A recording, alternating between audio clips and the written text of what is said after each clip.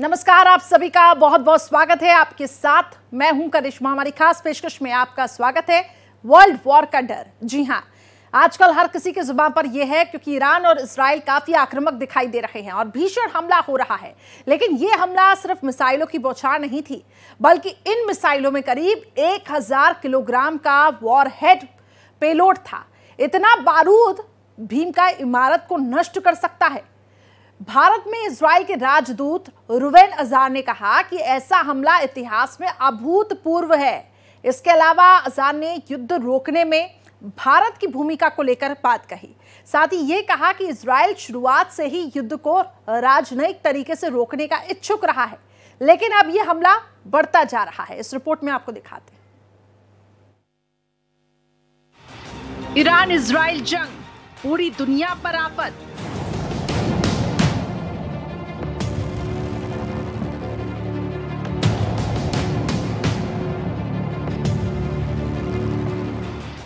भारत से आस, युद्ध विराम के कितने आसार।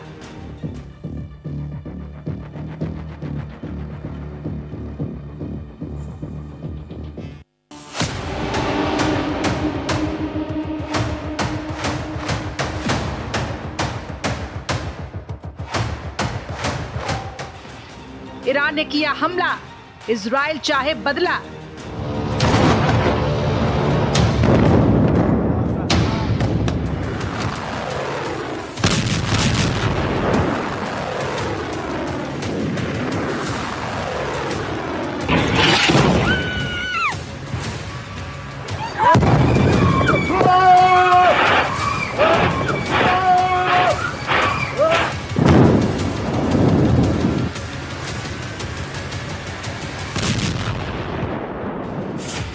पक्ष विपक्ष में विश्व बटा, बड़े नुकसान की आशंका।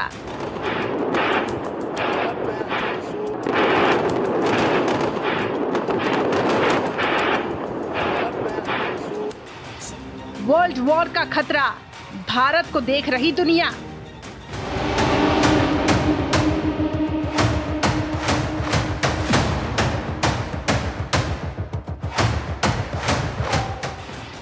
भारत ने बनाया संतुलन, विश्व शांति का समर्थन।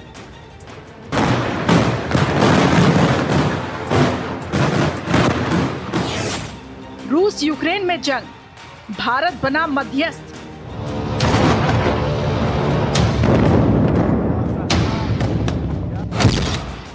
ईरान इजराइल आक्रामक, अंजाम होगा घातक।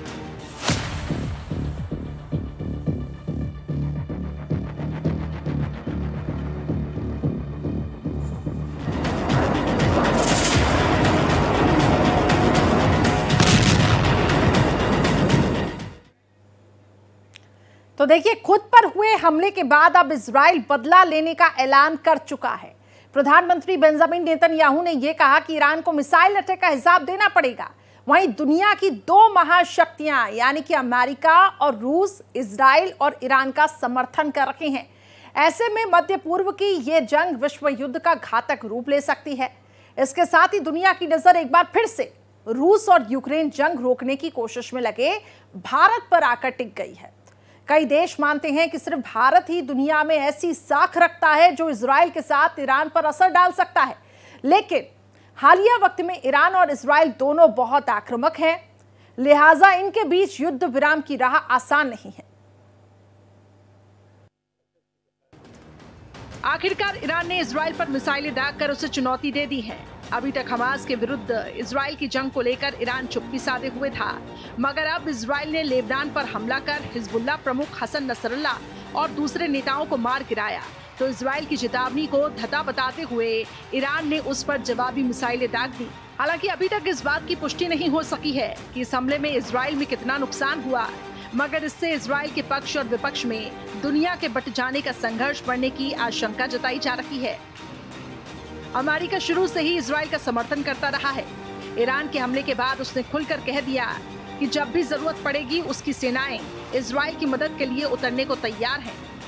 कुछ दिन पहले रूस के राष्ट्रपति पुतिन ने इजराइल को चेतावनी दी थी कि वो लेबनान पर हमले से बाज आए। बताया जा रहा है ईरान ने रूस से बातचीत के बाद ही इजराइल पर मिसाइलें दागी हैं।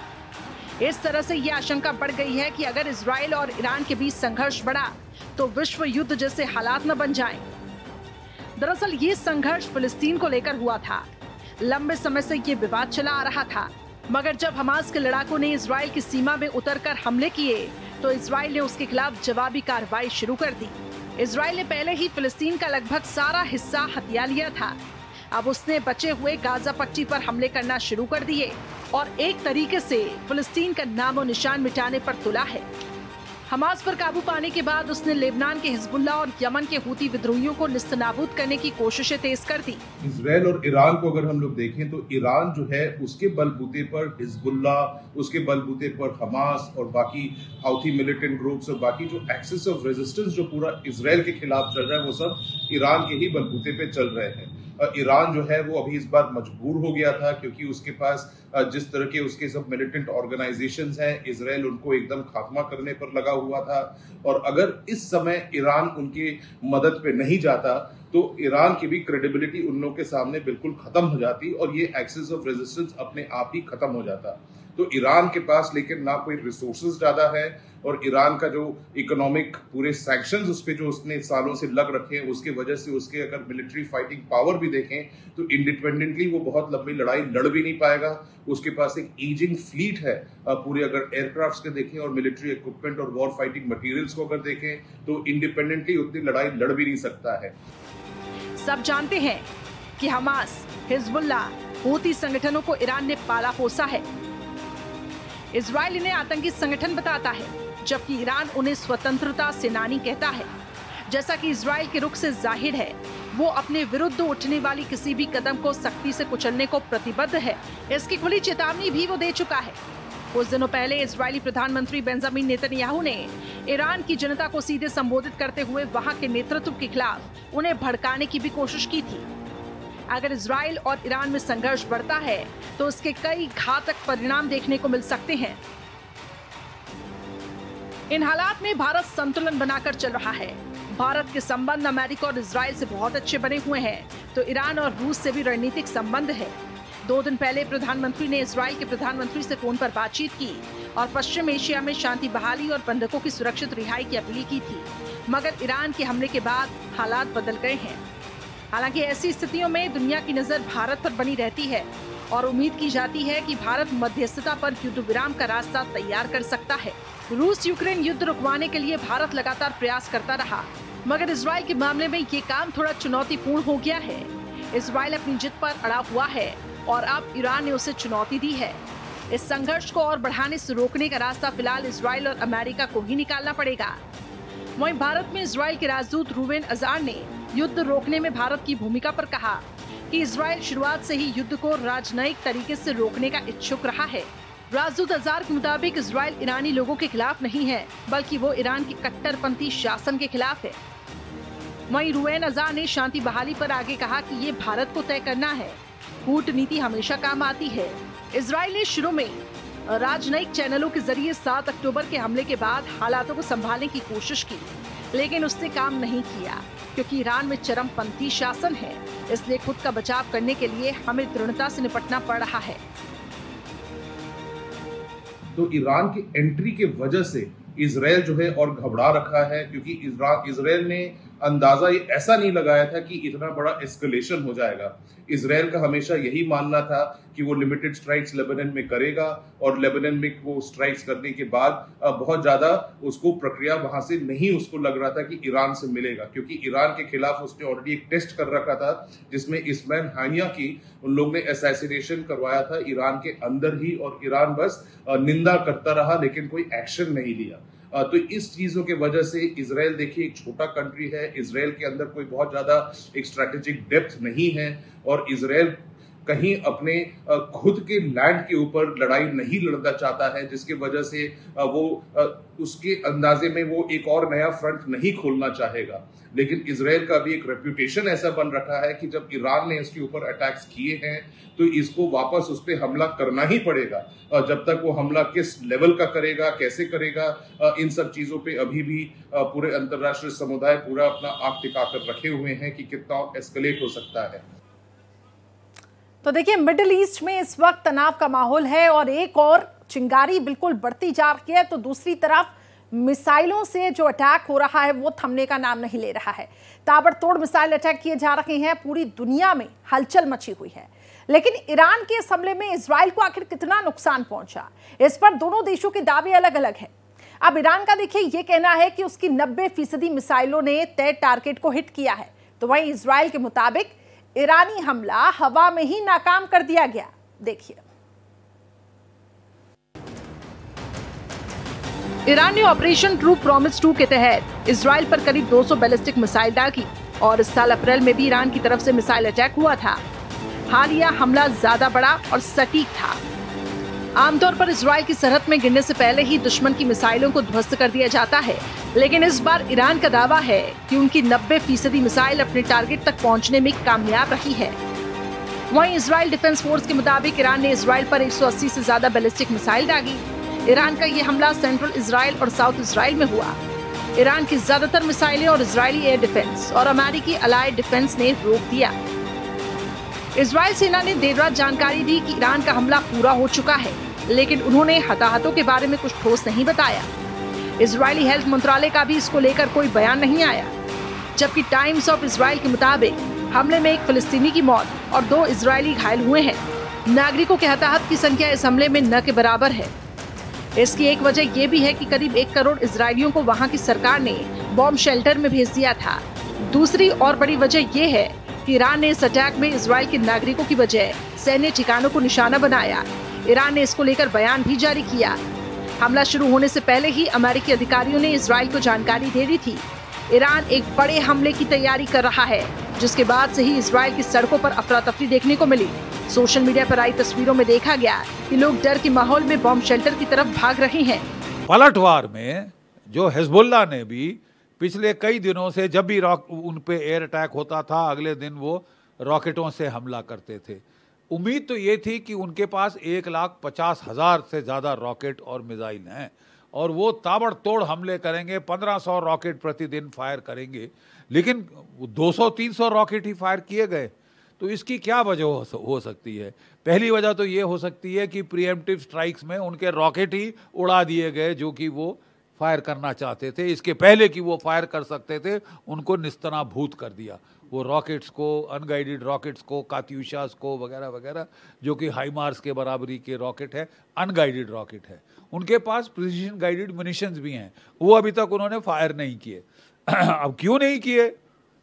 एक तो है कि ये प्रीएम्प्टिव स्ट्राइक्स में इतना नुकसान हुआ है कि वो फायर करने के काबिल नहीं रहे। दूसरा कि वो डर रहे हैं कि वो नहीं चाहते कि भारी एस्केलेशन हो और इजराइल ग्राउंड वॉर शुरू कर दे, इसलिए वो हाथ रोक रोक के फायर कर रहे हैं। ईरान का दावा।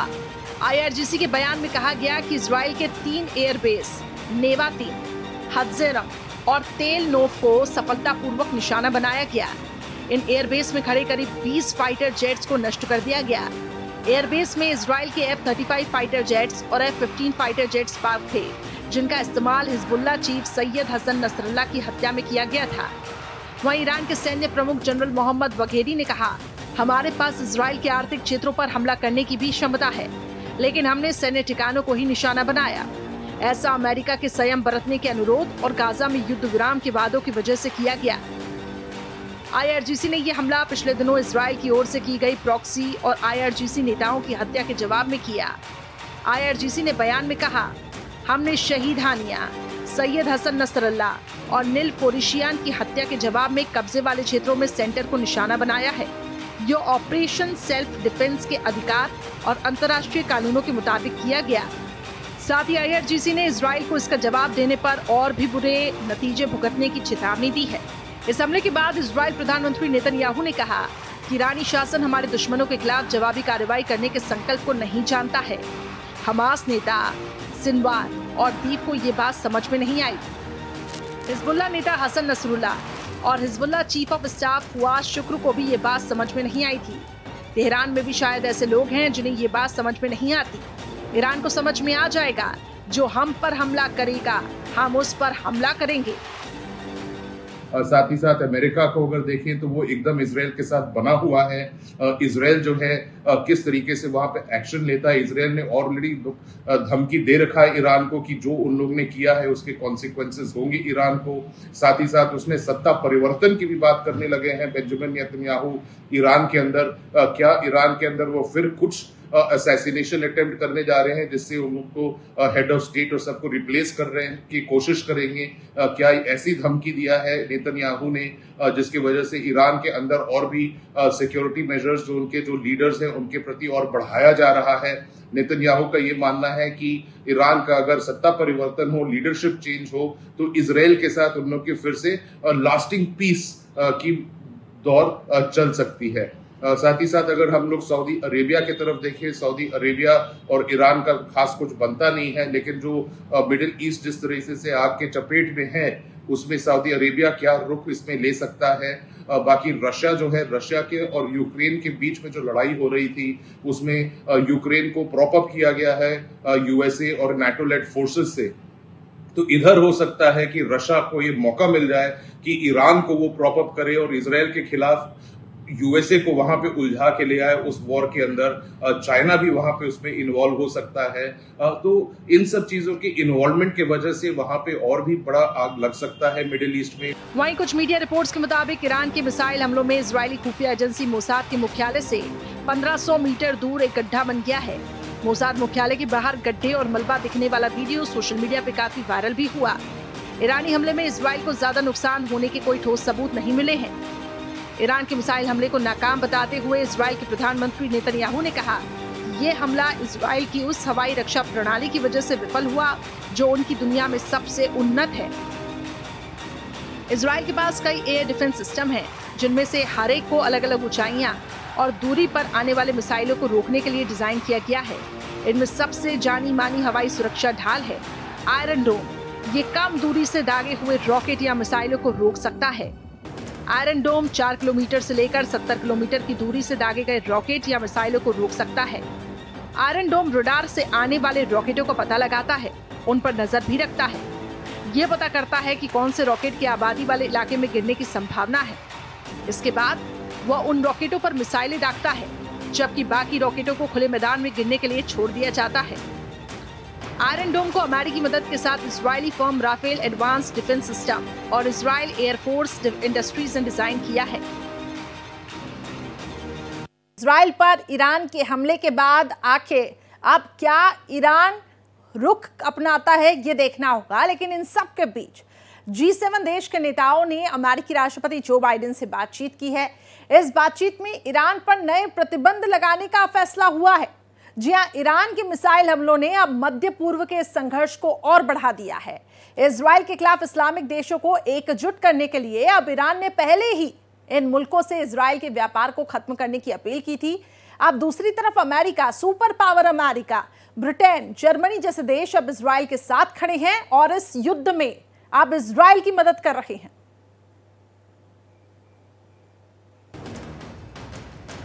इजराइल पर ईरान के मिसाइल हमले के बाद से G7 देश के नेता एक्टिव मोड में हैं।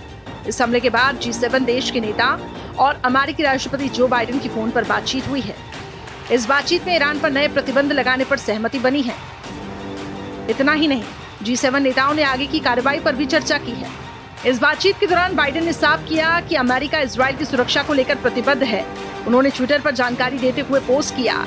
इस ट्विटर पोस्ट में उन्होंने लिखा कि आज सुबह मैंने फोन पर G7 नेताओं के साथ इजराइल के खिलाफ ईरान के अस्वीकार्य हमले पर चर्चा की और नए प्रतिबंधों सहित इस हमले की प्रतिक्रिया पर चर्चा की है। मैंने इजराइल की सुरक्षा के लिए संयुक्त राज्य अमेरिका की दृढ़ प्रतिबद्धता की फिर से पुष्टि की है। वहीं व्हाइट हाउस ने एक बयान में कहा कि G7 नेताओं ने इजराइल पर ईरान के हमले की स्पष्ट रूप से निंदा की। बाइडेन ने अमेरिका की ओर से इजराइल और उसके लोगों के प्रति पूर्ण एकजुटता और समर्थन की बात दोहराई है। वहीं दूसरी तरफ अरब जगत के सुन्नी मुसलमान बहुल देशों ने भले ही हिजबुल्लाह नेता हसन नसरुल्लाह के इजरायली हमले में मारे जाने की खुलकर निंदा न की हो, लेकिन वो लेबनान की संप्रभुता की बात जरूर करते हैं। करीब 4 महीने पहले रफा के शरणार्थी कैंप पर इजराइल के जानलेवा हमले के बाद सऊदी अरब ने कहा था कि इजराइल को फिलिस्तीन का अस्तित्व स्वीकार करना होगा। सुन्नी नेतृत्व वाला देश संयुक्त अरब अमीरात हसन नसरल्ला की मौत और उसके बाद पैदा हुए हालातों पर अब तक पूरी तरह से खामोश नजर आ रहा है।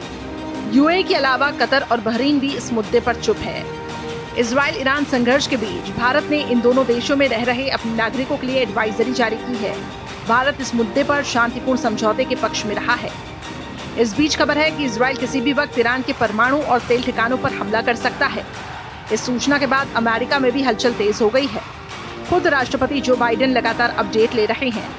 ऑलरेडी जो मुस्लिम नेशंस है, आईओसी कंट्रीज है, बहुत गौर से देख रहे हैं कि किस तरीके से वहाँ लड़ाई छिड़ रही है, क्या क्या ह्यूमैनिटेरियन लाइव्स को लॉसेस हो रहे हैं, किस तरीके से स्कूल्स और अस्पताल और अब मस्जिद भी पूरे बम्बार्ड होते जा रहे हैं। तो कब तक वो लोग किसी पक्ष में रहें या किसके पक्ष में ना रहें, तो ये एक इवॉल्विंग स्टोरी इसमें बन रखा है। और इजराइल अगर इसमें किसी न किसी तरह से एक पीस ट्रीटी तक नहीं आता है तो इजराइल को मल्टीपल फ्रंट्स पे लड़ाई करना पड़ेगा। उसको लेबनान के साथ भी लड़ाई लड़ रहा है, गाजा में लड़ाई लड़ रहा है, अब ईरान के खिलाफ अगर उसको लड़ाई लड़ना लगेगा तो उसको सीरिया के थ्रू भी जाना पड़ेगा, इराक को भी क्रॉस करना पड़ेगा।